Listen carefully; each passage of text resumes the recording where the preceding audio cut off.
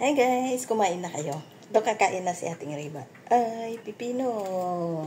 Ang ulam natin ay pipino. Ayan. Kasi walang maglilibre sa atin ngayon. Ulam ni ating Riba ay pipino. Isaw-saw sa bagoong na may kalamansi. Yummy, yummy. Hindi pa kayo siguro kumain, no? Kumain na sa Pilipinas, maaga kayo kumakain. Dito sa abroad, hindi kami maaga kumakain. Minsan nagkakapilang. Tapos, ayan, itlog. Ayan guys, ang itlog na ating Riba. Ganito siya. Binibiyak yang. Binibiyak. Tapos, kukutsarahin natin. Kailangan magbalat. Kasi, nagugutom na. Katatapos ko lang nagplancha. Tapos mamaya, pag nakapagpahinga na ako konti, magmamap na ako. Yung alaga ko, maghapon sa school.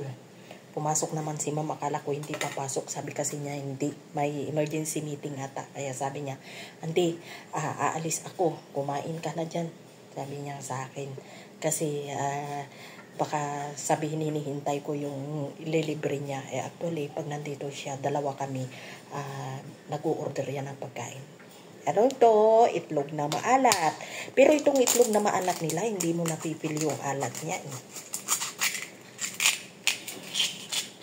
Yan na lang yung magbiyak ba? Biyak. Bibiyakin mo lang siya. Itlog na maalat nila guys. Minsan pula, minsan ganyan. Minsan may manti-mantika. Sa atin, di ba, may manti-mantika. Dito hindi. Hindi na maalat yung maitlog nila dito. Ganyan siya guys. Ganyan lang si Ate Riba. Hindi na nag-aaksaya ng oras sa pagluluto. Pag ganito. Ayan. Kain na tayo. Sarap-sarap ng ulam. Kain na si ating Riba. May bagoong at sa kalamansi tayo dito para sa ating pipino. Masarap.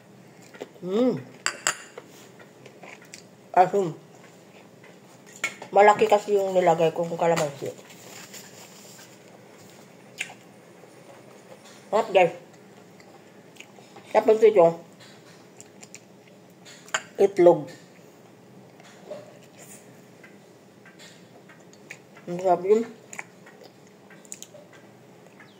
Itlog na maalat. Hindi siya masyadong maalat.